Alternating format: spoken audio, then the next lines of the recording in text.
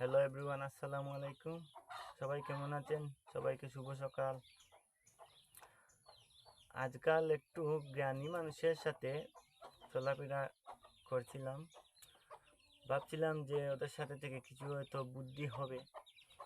এখন মনে হচ্ছে যেটুকু ছিল আমার সেইটুকু চলে যাচ্ছে, তাই এখন কি করব সেটাই ভাবতেছি। ওই যে কথায় আছে না, লোকে যাকে পণ্ডিত বলে পণ্ডিত সে হয়।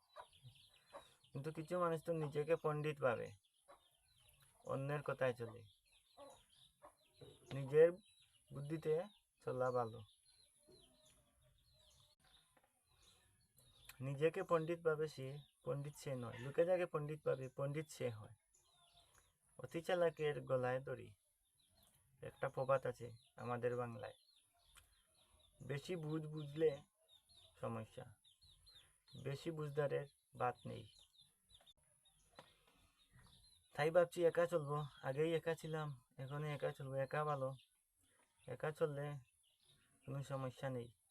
অন্যের কথায় চলার চেয়ে নিজের বুদ্ধিতে চলা ভালো। সবাই ভালো থাকবেন।